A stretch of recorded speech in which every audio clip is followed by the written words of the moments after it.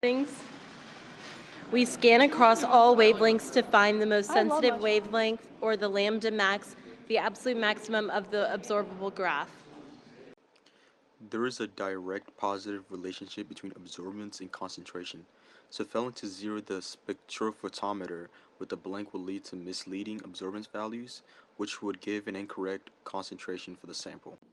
We scan across all wavelengths to avoid finding only a local maximum. Additionally, there may be more than one peak at different frequencies if the sample is made of more than one compound.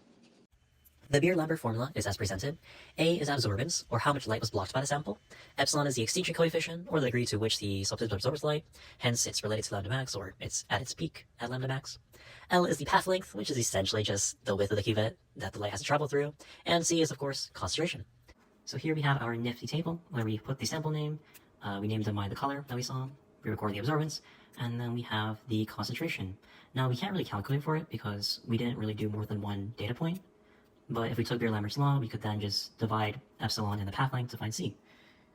So now we have Adion and Freeman. They're transferring a sufficient amount of the solution to the cuvette.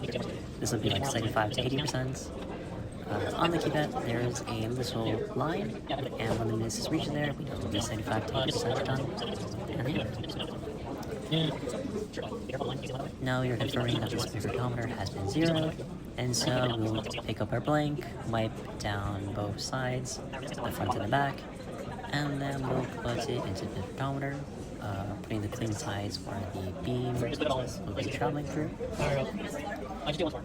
We will close the spectrophotometer, and then we'll press the 0 button, and we'll try to get a value, or absorbance value, of less than 0.0005. Now we're scanning for the absorbance of the sample, which is the same thing. We just clean both sides of the cuvette, put it in the spectrophotometer, close it, and then we just click the start button, we name the file whatever, and we get a graph.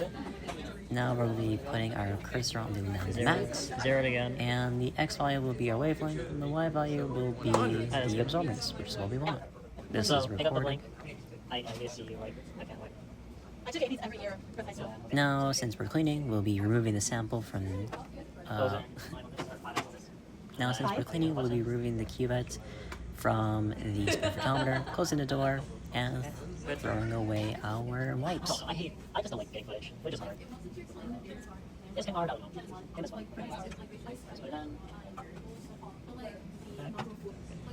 I was fixing the...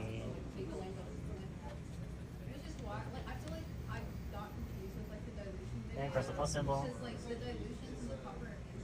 go to the peak. And then I'll look at the peak on the bottom right. Okay, and then go to the peak. And then I look at this. Clean both sides. And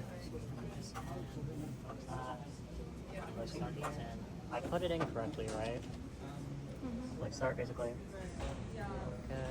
Name it whatever. Now we have finish.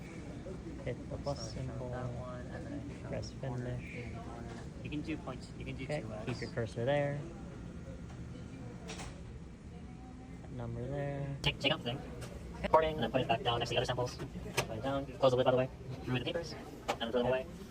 Yep, just hold it. And use instruction. Okay, there you go. Close the lid. Throw it away.